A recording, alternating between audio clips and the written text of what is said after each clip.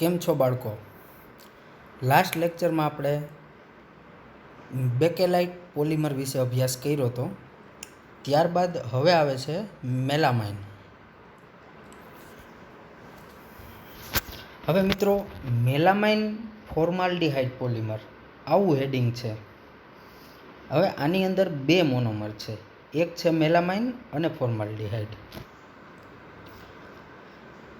એ બેયનું સંઘનન polymerisation થશે એટલે melamine formaldehyde polymer બનશે.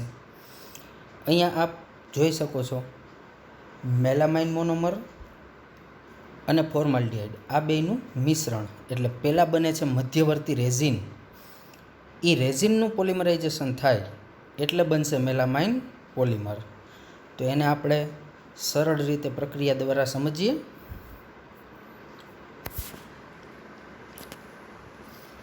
જો આ તમને દેખાય છે મેલામાઇન મોનોમર, જેમાં બેન્ઝીન રિંગ છે પણ 3 કાર્બનને બદલે રિંગની અંદર જ કાર્બનને બદલે નાઇટ્રોજન આવેલા છે.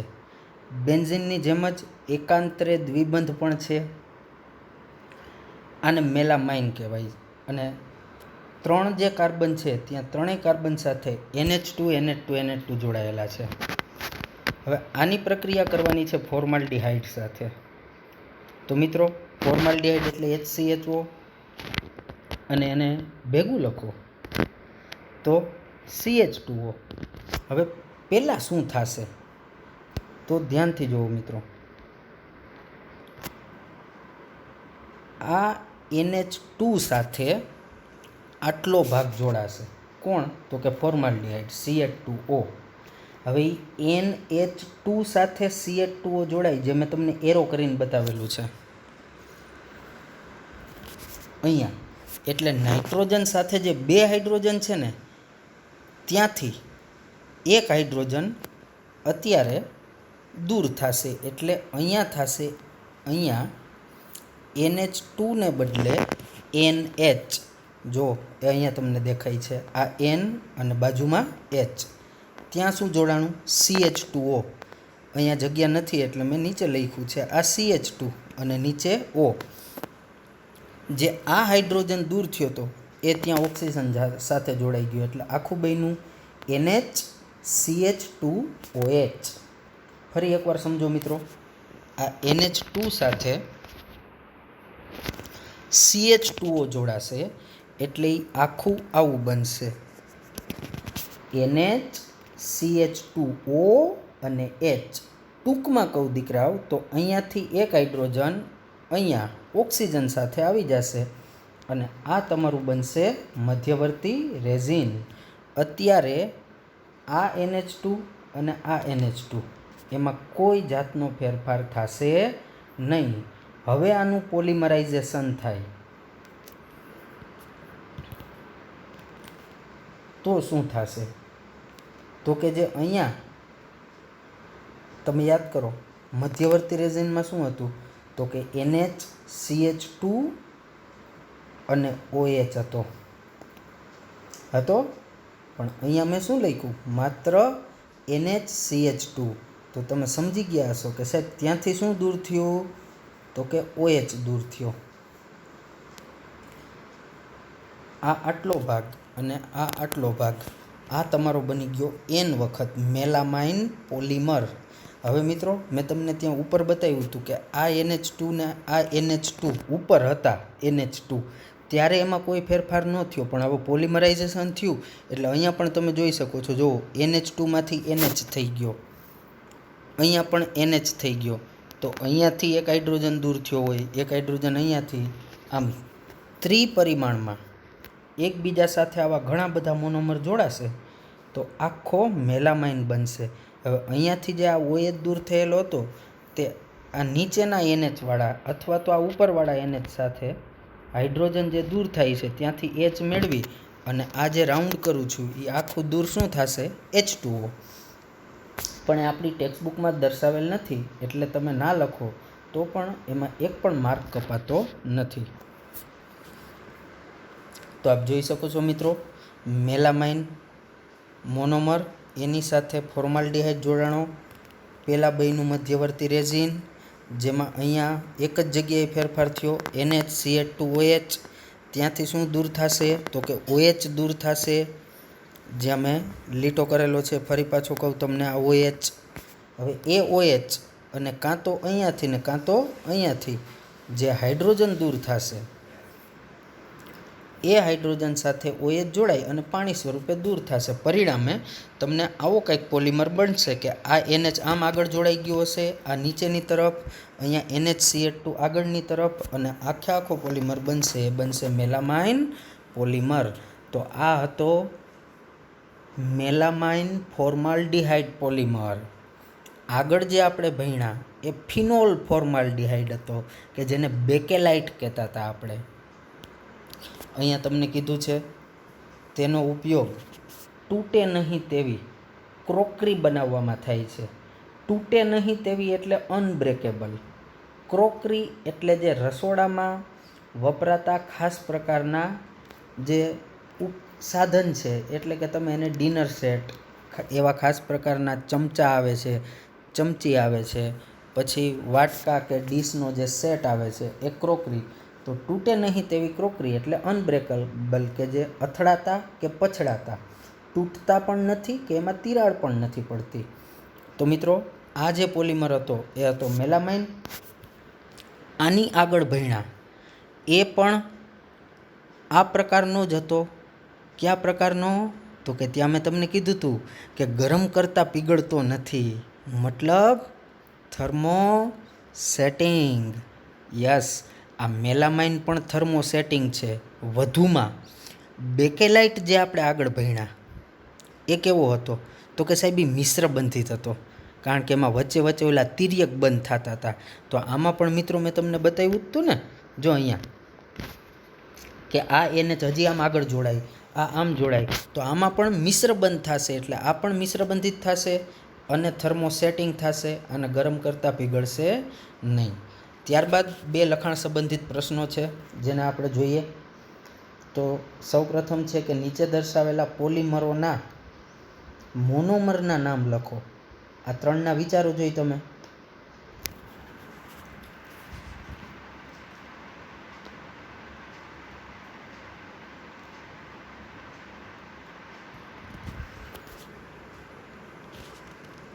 ઓકે મિત્રો, આ પેલો પોલિમર કયો છે એ બોલો જોઈ. બરાબર છે, નાયલોન 66. યસ, એના બે મોનોમર.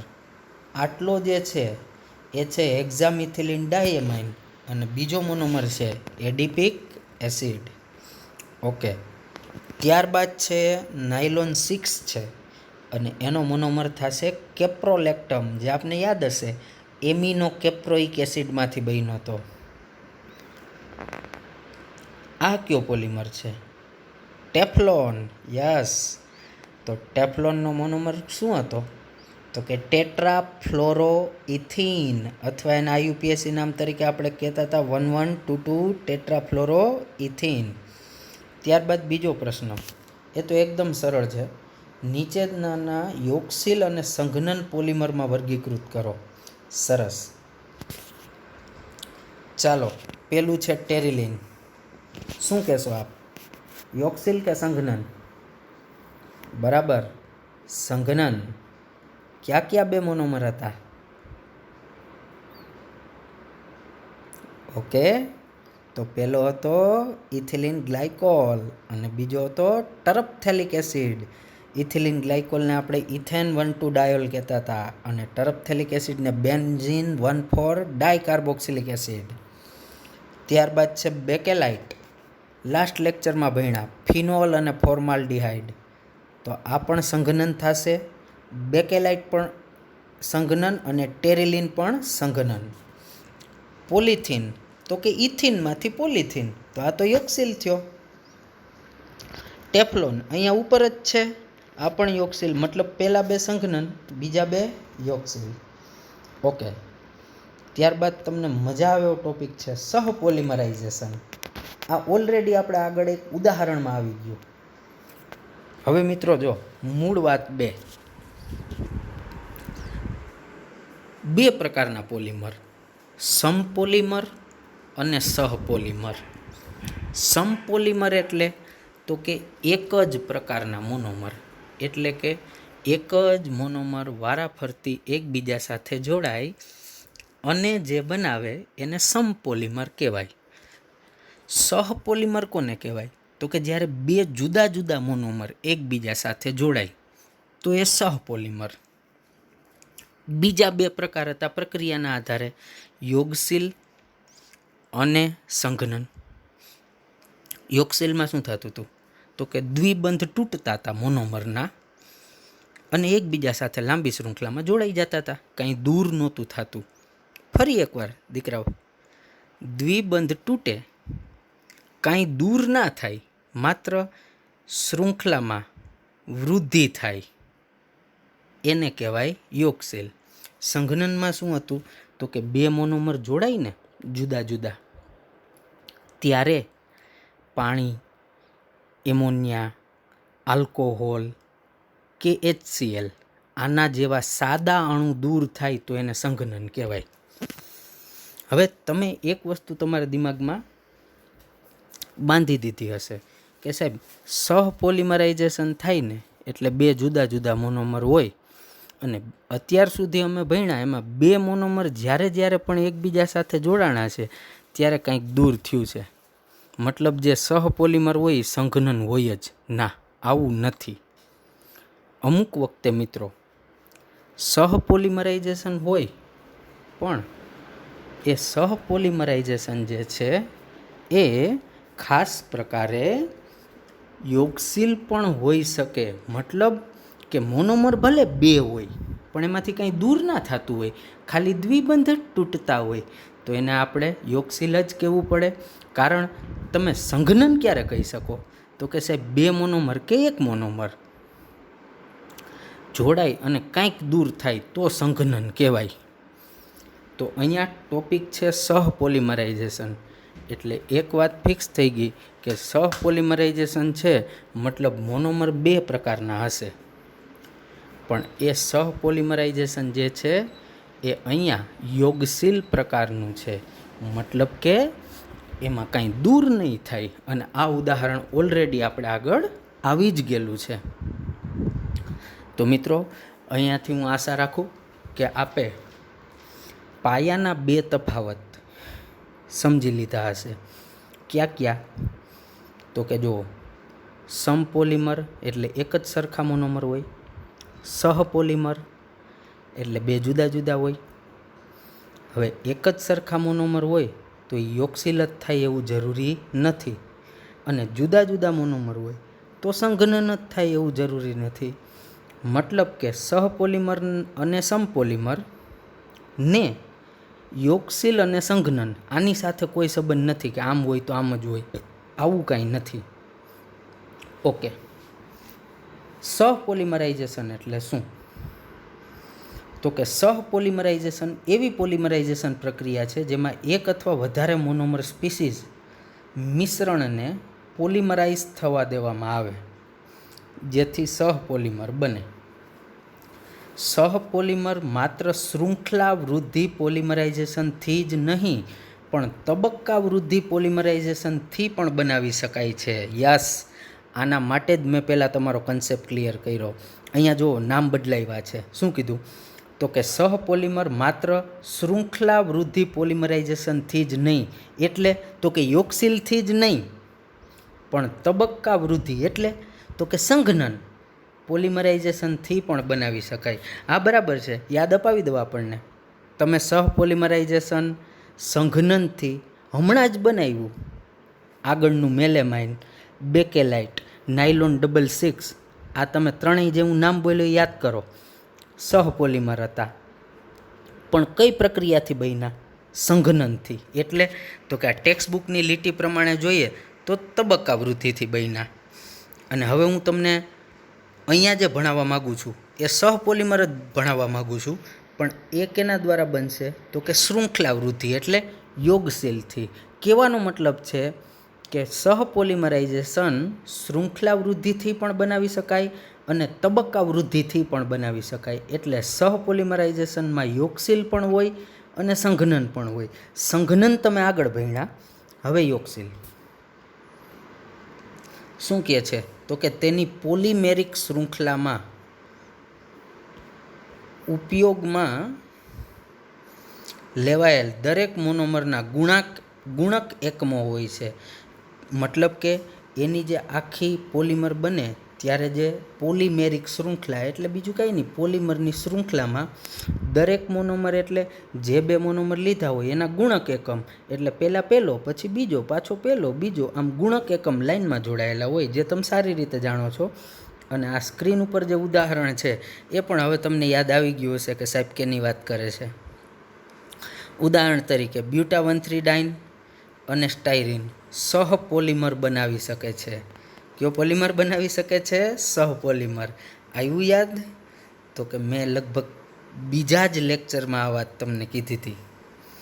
જુઓ મિત્રો, આ બ્યુટા-1,3-ડાઇન, આ સ્ટાયરીન, આ આમ જોડાય, આ આમ જોડાય, પરિણામે આ બંધ તૂટે, આ બંધ તૂટે અને અહીંયા નવો બંધ બને. દેખાય છે આપને આટલો ભાગ અહીંયા? અને આ બંધ તૂટી જશે કારણ કે આમ આગળ જોડાઈ જશે. દેખો, આ અહીંયા જોડાઈ ગયું અને અહીંયા જે દ્વિબંધ હતો એ તૂટી ગયો. ઉદાહરણ તરીકે બ્યુટા-1,3-ડાઇન અને સ્ટાયરીન સહપોલિમર બનાવી શકે. પહેલાં આપણે આની પ્રોપર્ટી જોઈ લઈએ. સહપોલિમરને સમપોલિમર કરતાં તદ્દન જુદા જ ગુણધર્મો હોય. મતલબ કે બે જુદા જુદા મોનોમર જોડાય અને સમપોલિમર એટલે એક જ મોનોમર જોડાય, એના કરતાં આના ગુણધર્મો જુદા હોય. ઉદાહરણ તરીકે જે આ ઉપર છે બ્યુટાડાઇન સ્ટાયરીન રબર, યાદ કરો આને બ્યુના એસ પણ કહેવાય, હમણાં બતાવું. સહપોલિમર ખૂબ જ મજબૂત છે અને કુદરતી રબરનો વિકલ્પ છે. સરસ, કુદરતી રબરનો વિકલ્પ છે, મતલબ કે આ કુદરતી રબરના સ્થાને પણ વાપરી શકાય, એટલે આ કૃત્રિમ રબર થયું. એનો ઉપયોગ વાહનોના ટાયરો, જમીનની લાદી, પગરખાના ઘટકો, પગરખા એટલે બૂટ ચપ્પલ, અને વાયરના વીજરોધક વગેરેની બનાવટમાં થાય છે. એટલે કે જે આપણા તાર જે વીજળીના લઈ જતા હોય એની ઉપર અગાઉ વાત થયેલી છે એ મુજબ જે પડ ચડાવેલું હોય એને વીજરોધક કહેવાય. હવે હું આપણી બનાવટ બતાવું. જો આ એક વખત મેં તમને આની પહેલાં પણ બતાવેલી છે. બે મોનોમર બ્યુટા-1,3-ડાઇન અને સ્ટાયરીન. આગળ સ્ટાયરીન C6H5 તરીકે લખેલો હતો. ત્યાં યાદ કરો મેં તમને કીધું હતું કે હું C6H5 ને બદલે બેન્ઝીન ઉપર CH ડબલ બોન્ડ CH2. હવે આના એરા સરસ રીતે જુઓ. આ કાર્બન આમ જોડાશે, આ કાર્બન અહીંયા જોડાશે, પરિણામે આ બંધ અને આ બંધ તૂટશે. એટલે આ અને આ કાર્બનની એક એક સંયોજકતા ઘટશે. એટલે જુઓ અહીંયા જે આ લીટો છે એ આ નવો બંધ બનશે. બન્યો? જો અહીંયા ઉપર હતો બંધ પણ અહીંયા તૂટી ગયો ને અહીંયા પણ દ્વિબંધ તૂટી ગયો. આ આગળ સમજાવેલું જ છે મિત્રો. અને આ જે CH2 છે એ સીધો બેન્ઝીનના CH સાથે જોડાણો. અહીંયા પણ આ બંધ તૂટી ગયો, આ દ્વિબંધ. જુઓ અહીંયા સિંગલ બંધ જ છે. અને ત્યારબાદ CH2 અને એ પછી આમ આગળ જોડાઈ ગયો. મિત્રો જો મેં ત્યાં કાઉન્સમાં લખી જ દીધું હતું કે આ સહપોલિમર છે, કારણ કે અહીંયા આગળ આવવાનું હતું બ્યુટાડાઇન સ્ટાયરીન રબર, અને એને કહેવાય બીજા શબ્દોમાં બ્યુના એસ. સમજ્યા મિત્રો? તો આપ જુઓ અહીંયા બે જુદા જુદા મોનોમર તો એકબીજા સાથે જોડાણા, આ એક અને આ બે, પણ કાંઈ દૂર ના થયું. ભલે ને બે મોનોમર છે, દૂર ના થયું, માત્ર જોડાણા અને દ્વિબંધ તૂટ્યા. માટે આ યોગશીલ પોલિમરાઇઝેશન કહેવાય, જો કેવી હોય તો. અને બે જુદા જુદા મોનોમર જોડાય કે એક જ મોનોમર જોડાય, પણ જો કાંઈક દૂર થાય તો એને સંઘનન કહેવાય. ટૂંકું ને ટચ. મોનોમર એક જોડાય કે બે જોડાય તો યોગશીલય થાય ને સંઘનનય થાય, પણ એક જોડાય તો એને સમ કહેવાય અને એકથી વધારે બે જોડાય તો સહ કહેવાય. ઓકે, તો આ હતો તમારો સ્ટાયરીન બ્યુટાડાઇન રબર અથવા બ્યુટાડાઇન સ્ટાયરીન રબર પ્રકારનો સહપોલિમર, જે અગાઉ આપણે શીખી ગયા હતા. ત્યારબાદ અગત્યનો મુદ્દો એટલે કે રબર. ઘણી જગ્યાઓએ મિત્રો આપણે રબરનો ઉપયોગ કરીએ છીએ. તો આ જે રબર છે એ રબર 3 પ્રકારના હોય: કુદરતી, વલ્કેનાઇઝ અને સાંસલેષિત. તમને એમ થશે કે સાહેબ કુદરતી, અર્ધ સાંસલેષિત ને સાંસલેષિત હોય. બરાબર છે. જે વલ્કેનાઇઝ રબર છે ને એ અર્ધ સાંસલેષિત જ છે. તો પહેલાં કુદરતી રબર કુદરતી પોલિમર છે અને તે સ્થિતિસ્થાપકતાનો ગુણધર્મ ધરાવે છે. મતલબ કે રબર જે છે એ સ્થિતિસ્થાપક છે. એને તમે ખેંચો તો એક ખેંચાણ અનુભવી અને લાંબુ થશે, પણ તમે જે બાહ્ય બળ આપીને ખેંચ્યું છે, બળને રિલીઝ કરશો એટલે કે બળ દૂર કરશો તો ફરી પાછું એના મૂળ સ્થાને આવી જશે. આને કહેવાય સ્થિતિસ્થાપક. તેને ઇલેસ્ટોમેરિક પોલિમર પણ કહે છે. પ્રસ્તાવનામાં આવ્યું હતું ઇલેસ્ટોમર, ત્યારે હું બોલ્યો હતો કે ઇલેસ્ટોમર એટલે રબર, તો આ ઇલેસ્ટોમેરિક પોલિમર. ઓકે, ત્યારબાદ આ ઇલેસ્ટોમરમાં એટલે કે આ પોલિમરની અંદર જે છે એ શૃંખલાઓ સૌથી નિર્બળ આંતરાણવીય બળોથી એકબીજા સાથે ભેગી રહેલી હોય. મતલબ કુદરતી રબરમાં જે મોનોમર એકબીજા સાથે જોડાય એ નિર્બળ બળથી જોડાય. આ નિર્બળ બંધન બળો એને ખેંચી શકાય એવો પોલિમર બનાવે. એટલે કે રબરને આપણે ખેંચી શકીએ. થોડાક તિર્યક બંધન શૃંખલાની વચ્ચે દાખલ કરવામાં આવે છે. એટલે કે વચ્ચે વચ્ચે ક્રોસ લિંકિંગ મિશ્ર બંધ દાખલ કરવામાં આવે છે, જે પોલિમરને લગાડેલ બળ દૂર કરવામાં આવે ત્યારે મૂળ સ્થિતિમાં લઈ જવામાં મદદરૂપ થાય છે. હવે આ જુઓ, તિર્યક બંધન દાખલ કરવામાં આવે છે. તો દાખલ તો આપણે કરશું ને, તો એ જે આપણે દાખલ કરશું તો એ હવે પૂરેપૂરો કુદરતી ના રહ્યો, એ થઈ ગયો અર્ધ સાંસલેષિત. એ એટલે તમારું વલ્કેનાઇઝેશન. જો હું તમને અંડરલાઈન કરું એટલે એ જે તમને કીધું છે ને કે થોડાક તિર્યક બંધન દાખલ કરવામાં આવે, તો એ દાખલ કરો તો એ વલ્કેનાઇઝેશન થયું કહેવાય. એ પૂરેપૂરો કુદરતી ના રહ્યો. ઓકે, અને દાખલ કરવાનો ફાયદો શું છે? તો કે દાખલ કરવામાં આવે ને તો એને મૂળ સ્થિતિમાં લઈ જવામાં મદદ થાય. એના ઘણા ઉપયોગો છે જે આગળ આવશે. હવે તે રબર ક્ષીર એટલે રબર લેટેક્સ એટલે શું? તો કે કુદરતી રબર મળે ક્યાંથી? તો કે રબરના ઝાડવા હોય. કુદરતી રબરના ક્યાંય નદીઓ કે ઝરણા ના વહેતા હોય, એના ઝાડવા હોય, જે તમે સારી રીતે જાણો છો. રબર ક્ષીર એટલે શું? તો કે કુદરતી રબરના ઝાડની છાલમાં છેદ પાડો એટલે જે પ્રવાહી સ્વરૂપનું રબર મળે ને એને રબર ક્ષીર કહેવાય કે લેટેક્સ. અને એમાં પછી પાણી નાખવાનું. એટલે કીધું છે કે તે રબર ક્ષીર જે રબરનું પાણીમાં કલીલમય પરિક્ષેપણ છે. હવે કલીલમય પરિક્ષેપણ ધોરણ 12ના 5મા ચેપ્ટરમાં પૃષ્ઠ રસાયણમાં આપણે જે બીજું ચેપ્ટર દ્રાવણનું છે ને, એમ કલીલ પણ એક પ્રકારના દ્રાવણ જ છે, જે આપણે 5મા ચેપ્ટરમાં આવશે. તો અહીંયા કીધું કે રબરનું પાણીમાં કલીલમય પરિક્ષેપણ છે, એટલે બીજું કાંઈ નહીં, કલીલમય દ્રાવણ છે.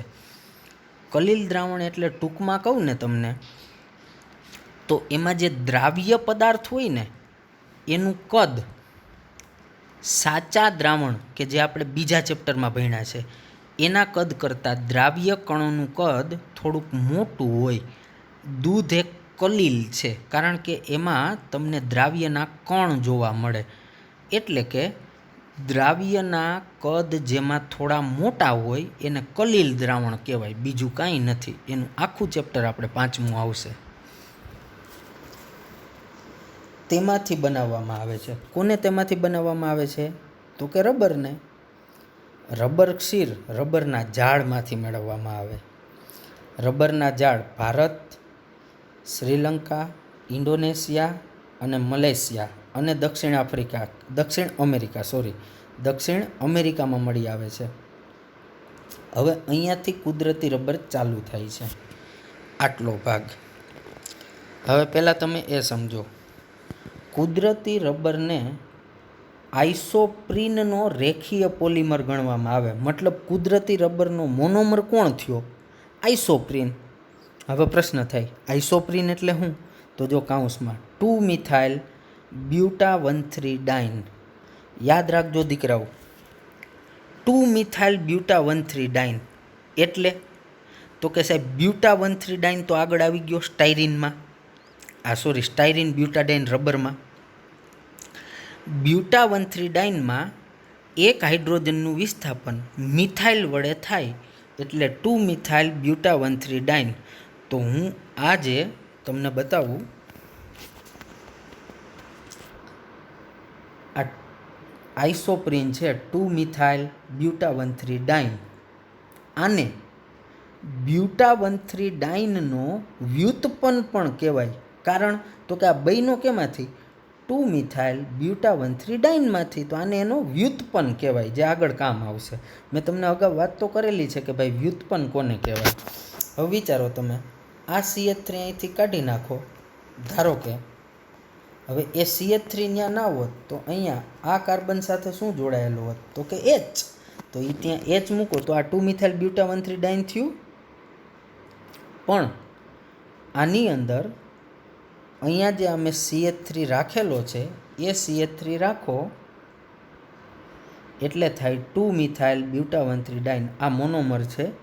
અહીંયા એ લોકોએ સીધો પોલિમરમાંથી ઘટક લીધેલો છે એટલે અહીંયા ભૂલ છે. આ CH2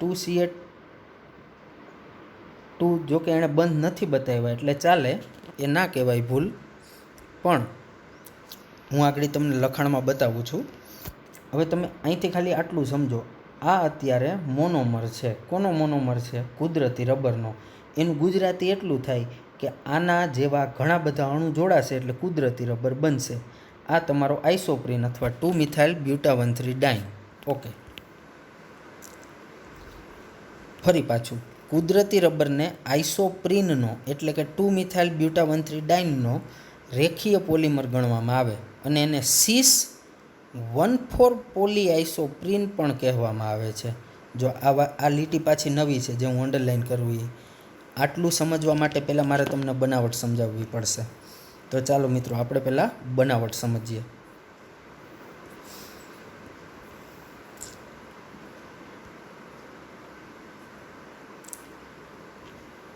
અહીંયા જુઓ, આ જે રાઉન્ડ કરેલો દેખાય છે એ તમારો મોનોમર એટલે કે આઇસોપ્રીન અથવા 2મિથાઇલ બ્યુટા 1,3-ડાઇન. ઓકે, હવે આના જેવા ઘણા બધા અણુ એકબીજા સાથે જોડાય એટલે શું બનશે? તો કે રબર. હવે એ ઘણા બધા અણુ જોડાવા માટે જો મેં આ એરો કર્યો, આ કાર્બન આમ જોડાશે, આ કાર્બન આમ જોડાશે. પરિણામે હું જે રાઉન્ડ કરું છું એ બે દ્વિબંધ તૂટી જશે. સીધી વાત છે, કારણ કે સંયોજકતા વધી જાય. હવે એ જે રાઉન્ડવાળા દ્વિબંધ તૂટશે તો થશે શું? તો કે આ કાર્બન અને આ કાર્બન એની એક એક સંયોજકતા ઘટશે. પરિણામે અહીંયા નવો બંધ બનશે.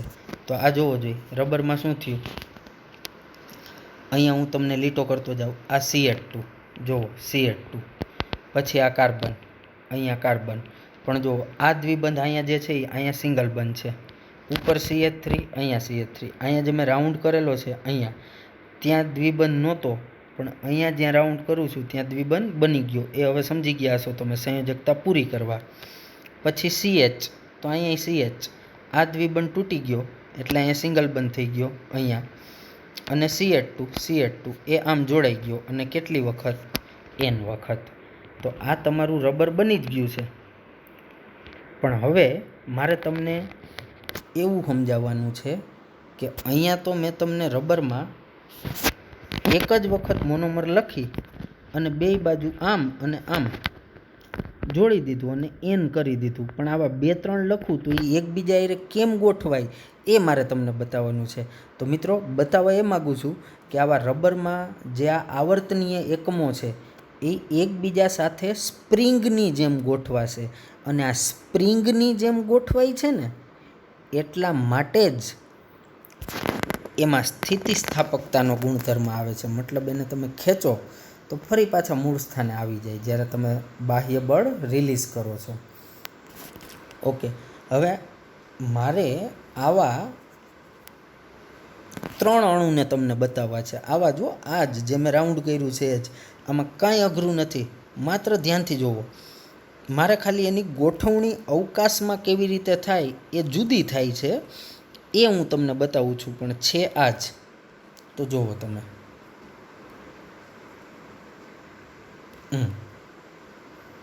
ઓકે, આવો જ અણુ મેં આ જે પહેલું મારું કાળું રાઉન્ડ છે જ્યાં મેં નીચે લીટી કરી ત્યાં લખ્યો. કઈ રીતે તમે જુઓ, આ CH3ને મેં અહીંયા લખ્યો. એ CH3 કોની સાથે જોડાયેલો છે? તો કે આ કાર્બન સાથે. જો છે આ કાર્બન સાથે. આ CH2 આમ આગળ ક્યાંક જોડાયેલો છે, તો જો એ CH2 મેં નીચે લખ્યો છે અને એને આમ આગળ જોડ્યો. ઓકે, એક ભાગ ક્લિયર દ્વિબંધની ડાબી બાજુવાળો. હવે આવે અહીંયા દ્વિબંધ, તો જો અહીંયા દ્વિબંધ. પછી આવશે આ કાર્બન, એ કાર્બન. હવે અહીંયા CH ભેગું છે, એને બદલે મેં એક H ઉપરની તરફ અવકાશમાં ગોઠવણી કરી છે, બીજું કાંઈ નવું નથી, ઉપરની તરફ.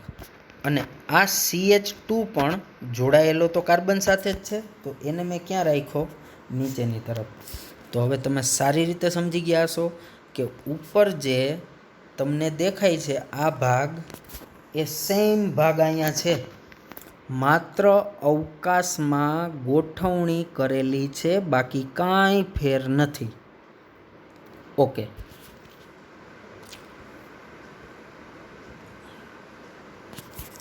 હવે તમને થશે કે સાહેબ આ ક્યાંથી લખ્યો? ક્યાંયથી નહીં. આ જે પેલો લખ્યો એને મેં ઉલટાવી નાખ્યો, ઊંધો કર્યો. તો જુઓ તમને બતાવું. આ જે CH2, હવે તમને ખબર તો છે આગળ કે પાછળ જોડાશે કયો કાર્બન? CH2 વાળો. આ CH3 વાળો કાર્બન તો ક્યાંય જોડાશે નહીં. મેં ઊંધો કર્યો છે, એટલે જુઓ ફરી પાછું તમને કહું તો આ CH2ને જે નીચે હતો કાર્બન, આ કાર્બનની નીચેની તરફ હતો, એને મેં ક્યાં લખ્યો? ઉપરની તરફ. તો એકદમ ઊંધું કર્યું છે, તો આ CH3 ઉપરને બદલે ક્યાં આવ્યો? નીચે. પછી કાર્બન ડબલ બંધ કાર્બન, એમનેમ જ. અહીંયા H ઉપર છે, મેં ક્યાં લખ્યો? નીચે. આ CH2 ઉપર છે, નીચે છે, સોરી, મેં ક્યાં લખ્યો? અહીંયા ઉપર. ઓકે, તો આ બીજો કેમ આવ્યો એ ખબર પડી ગઈ. બીજું કાંઈ નથી, પહેલાંનું એકદમ ઉલટું. ઓકે, ત્રીજો, તો કે હવે એમાં તમને સ્માર્ટ લોકોને મારે કહેવાની જરૂર નથી. આ ત્રીજો જે છે એ એક્ઝેક્ટ પહેલાંની કોપી છે, જોઈ લો.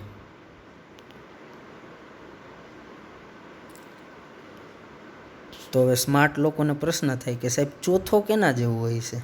કેના જેવો હોય છે? તમે કયો જોઈ. બીજા જેવો. તો પાંચમો? ત્રીજા જેવો. છઠ્ઠો? ચોથા જેવો. આમ કન્ટિન્યુઅસ ચાલતું જશે. આ જે મિત્રો આખું બંધારણ છે એ છે તમારા કુદરતી રબરનું લાંબુ બંધારણ. આ માત્ર એટલા માટે બતાવ્યું છે કે એ બંધારણમાં એકબીજા સાથે સ્પ્રિંગની માફક ગોઠવાય છે, જેથી કરીને ખેંચાણ બળ આપો તો ફરી પાછા મૂળ જગ્યાએ આવી જાય. ઓકે, હવે મેં તમને યાદ હોય તો એક લીટી બતાવી હતી અને ત્યાં હું બોલ્યો હતો કે આ સમજવા માટે મારે તમને પહેલાં બનાવટ સમજાવવી પડશે. યસ, એ આ હતી 6,1,4 પોલીઆઈસોપ્રીન. ઓકે, હવે આના આપણે કટકા કરીએ. આના 3 કટકા થાય આ નામના. કયા નામની હું વાત કરું છું? આ નામની. હવે કોને 6,1,4 પોલીઆઈસોપ્રીન કહેવાય? તો કે રબરને.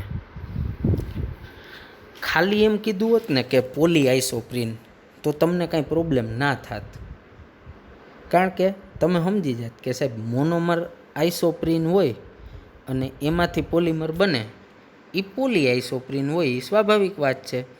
પણ અહીંયા નવી બે વસ્તુ ઉમેરાણી છે, સીસ અને 1,4. એ શું કામે ઉમેરાણી? તો આ આખા નામના 3 કટકા થયા. પહેલો કટકો સીસ, બીજો 1,4 ને ત્રીજો પોલી આઇસોપ્રીન. પોલી આઇસોપ્રીન તો સમજાઈ જાય કે ઘણા બધા આઇસોપ્રીન જોડાય એટલે પોલી આઇસોપ્રીન. આ સીસ અને 1,4 શું કામે? ચાલો ફરી પાછા બનાવટમાં જઈએ.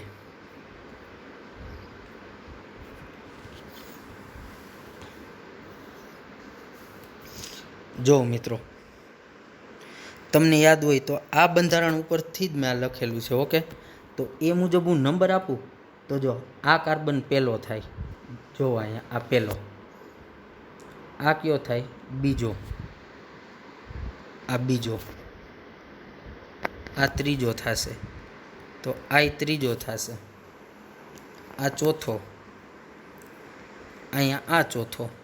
મતલબ મેં સરખી જ નંબર આપ્યા છે બે જગ્યાએ. એ એટલા માટે આપ્યા બે જગ્યાએ નંબર કે તમને પ્રશ્ન ના થાય કે સાહેબ આ કાર્બનને તો ગણ્યો નહીં, પણ એ તમારી લાંબી શૃંખલાનો કાર્બન ક્યાં છે?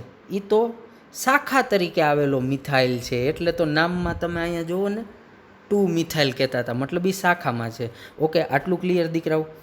હવે આને 1,4 શું કામે કહેવાય?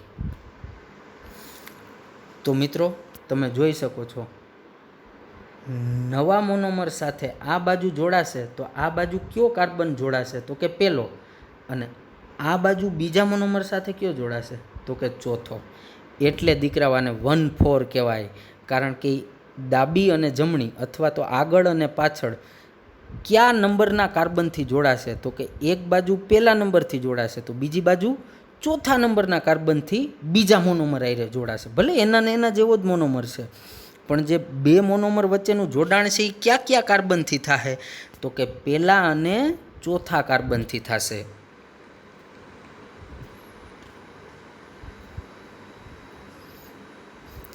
આમ આપવા હોય નંબર તો જો આ પહેલો, આ બીજો, આ ત્રીજો, આ ચોથો.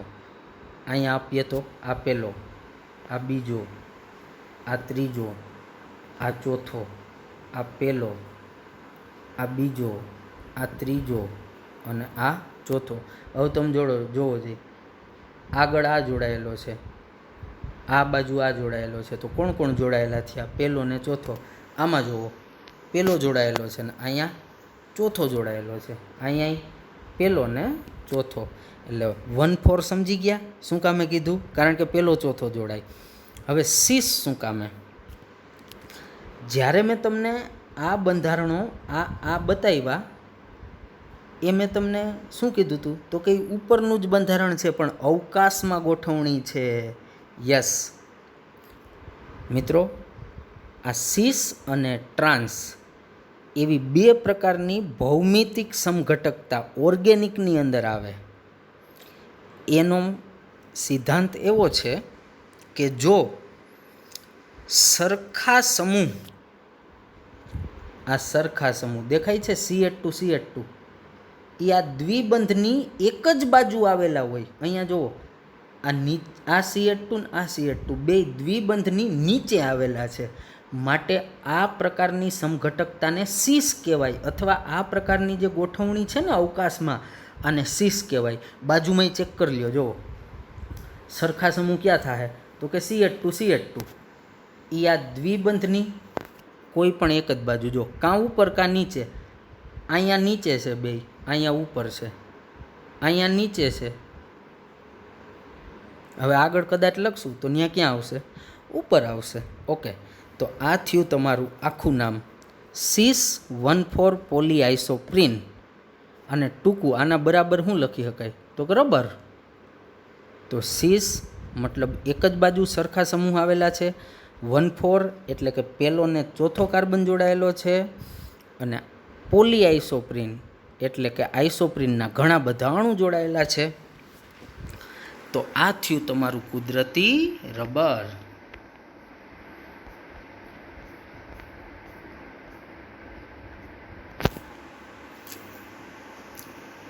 અહીંયાથી આપણે બાકી હતું કે સીસ 1,4 અથવા તો ખાલી એવું કીધું કે સીસ પોલીઆઇસોપ્રીન અણુ ઘણી શૃંખલાઓ ધરાવે છે, જે અહીંયા પણ તમને બતાવી છે, જે નિર્બળ વાંડરવાલ્સ પારસ્પરિક ક્રિયાથી ભેગા જકડાયેલા હોય છે અને તેમને ગૂંચડા જેવું બંધારણ હોય છે.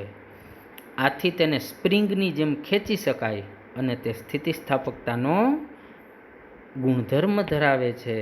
મતલબ કે આ તમારો કુદરતી રબર.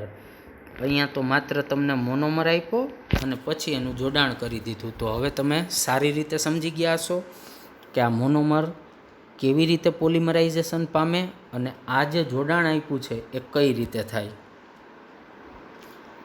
ફરી પાછું બનાવટમાં એક વખત તમને નજર મારો મિત્રો. આ હતું આઇસોપ્રીન મોનોમર. આટલો આ કાર્બન આમ જોડાય, આ આમ જોડાય, આ 1 અને 2 દ્વિબંધ તૂટી જાય, પરિણામે અહીંયા નવો દ્વિબંધ બને, જે અહીંયા આખે આખું છે. જુઓ CH2 પછી દ્વિબંધ તૂટ્યો, CH3 નવો દ્વિબંધ બન્યો, પછી CH અને CH2. આ તમારો રબર પોલિમર જ છે. હવે એની ગોઠવણી કરી પણ કંઈક જુદી રીતે કરી છે. તો તમને ખબર જ છે, આ જ વાતને અહીંયા લખી છે પણ ખાલી ગોઠવી જુદી રીતે. આ CH2 નીચે લખો, આ CH3 ઉપર લખો, પછી આ કાર્બન જેની સાથે એ બે જોડાયેલા છે, આ CH3 અને CH2 એ કાર્બન સાથે જ જોડાયેલા છે. પછી દ્વિબંધ, અહીંયા દ્વિબંધ, આ કાર્બન એકલો લખ્યો છે કાર્બન, આ H જે છે જોડાયેલો એને અહીં ઉપર લખો અને CH2 એને નીચે લખો. પછી બાજુનું બંધારણ કેમ બનાવ્યું, તો કે આ જે પહેલું છે એનું ઊંધું, તો ત્રીજું કેમ બનાવ્યું, તો કે એ સેમ ટુ સેમ પહેલાં જેવું. આમ એકબીજા સાથે જોડાય અને જે બનાવે એ બનશે રબર. તો આ હતું મિત્રો તમારું કુદરતી રબર. હવે ત્યારબાદ આવે છે વલ્કેનાઇઝ રબર. તો મેં તમને વાત કરેલી કે વલ્કેનાઇઝ રબર અથવા તો રબરનું વલ્કેનાઇઝેશન એટલે તો કે વાં ઉપર જ્યાં મેં તમને કીધું હતું કે આ એના પછીનો ટોપિક છે. આ લીટી થોડાક તિર્યક બંધન શૃંખલાની વચ્ચે દાખલ કરવામાં આવે છે. અહીંયા ક્યાં આપણે તિર્યક બંધન દાખલ કર્યા કુદરતી રબરમાં? નહીં, એ તો જેમ છે એમ જ રાખ્યું છે. હવે દાખલ કરવામાં આવે મતલબ આપણે એમાં કંઈક ફેરફાર કરવાનો છે, અને એ ફેરફાર એટલે બીજું કાંઈ નહીં, રબરનું વલ્કેનાઇઝેશન, કે જેને અર્ધ સંશ્લેષિત રબર પણ કહેવામાં આવે છે. તો મિત્રો ખાસ વાત, અહીંયા જે રબર વિશે બંધારણ અને એનો મોનોમર આપેલા છે એ એકદમ ટૂંકમાં આપેલા છે. સમજવાનું ઘણું છે આમાં. એક તો સીસ સમજવાનું છે, 1,4 સમજવાનું છે, પોલીઆઇસોપ્રીન શું કામે કહેવાય એ સમજવાનું છે. આનું બંધારણ જ્યારે આપ દોરતા હશો ત્યારે એકદમ સ્માર્ટનેસથી દોરજો. બંધારણ ગોખવાની કોઈ જરૂર નથી. તમારે માત્ર એક જ વસ્તુ યાદ રાખવાની છે, આઇસોપ્રીનનું બંધારણ અથવા તો IUPAC નામ 2મિથાઇલ બ્યુટા 1,3 ડાઇન. આ એક યાદ રાખો. અહીંયા જે મેં બતાવ્યું છે આટલું, એટલે પછી એને આગળ પાછળ જોડી દેશો એટલે તમને રબર મળી જશે. તો રબરનું બંધારણ તમારે જરાય ગોખવાનું કે યાદ રાખવાની જરૂર નથી. બાકી તો સામાન્ય સિદ્ધાંત છે કે સાહેબ જે બે કાર્બન જોડાશે એના દ્વિબંધ તૂટી જશે, પરિણામે વચ્ચેના જે બે કાર્બન છે ત્યાં એક એક સંયોજકતા ઘટશે, એટલે ત્યાં નવો બંધ બનશે, મતલબ કે દ્વિબંધ. આટલું થઈ ગયા પછી આ જ બંધારણ ઉપરથી આ બંધારણ દોરી નાખવાનું છે, પણ એની અવકાશમાં ગોઠવણી કરવાની છે. અને એમાં પણ હવે તો તમને ખબર પડી ગઈ સીસ શું છે, તો કે સમાન સમૂહ એક સાઈડ આવવા જોઈએ, કાં નીચે કાં ઉપર, એ રીતે દોરી નાખ્યું. પછી એનું ઊંધું કરો એટલે આ બીજું બંધારણ, અને ફરી પાછું પેલું જ મૂકી દેવાનું એટલે ત્રીજું બંધારણ. તો આ રીતે આખું રબરનું બંધારણ થઈ જશે મિત્રો. હવે પછીનો ટોપિક છે રબરનું વલ્કેનાઇઝેશન, એટલે કે જે મેં હમણાં 2 મિનિટ પહેલાં તમને જે અંડરલાઇન કરીને ટેક્સ્ટ બુકની લીટી બતાવી કે થોડાક તિર્યક બંધન દાખલ કરવામાં આવે છે. તો મિત્રો એ દાખલ આપણે ક્યાં કરશું? તો કે વલ્કેનાઇઝિંગ અથવા તો વલ્કેનાઇઝ રબરની અંદર, કે જેને આપણે અર્ધસાંશ્લેષિત રબર પણ કહેશું. તો એ આપણે નવા વિડીયોમાં જોશું. આજના લેક્ચરની અંદર આપણે શરૂઆત કરી મેલામાઇનથી, ત્યારબાદ જે સહપોલિમરાઇઝેશન અથવા સહપોલિમર ભણ્યા એ આગળ આપણે ભણી જ ગયા હતા, જે હું ફરી પાછો આપને સ્ક્રીન ઉપર લઉં છું. બ્યુના એસ, પણ અહીંયા નવું કાંઈ નહોતું, પણ વાત એ હતી કે 2 જુદા જુદા મોનોમર જોડાય તો એને સહ કહેવાય, પણ એમાં સંઘન નહીં થઈ શકે અને યોગશીલ પણ થઈ શકે. તો અહીંયા શું થયું? તો કે અહીંયા યોગશીલ થઈ, કારણ કે માત્ર બંધ તૂટ્યા. એના ઉપયોગો તમને આપ્યા હતા અને ત્યારબાદ છેલ્લે ભણ્યા રબર.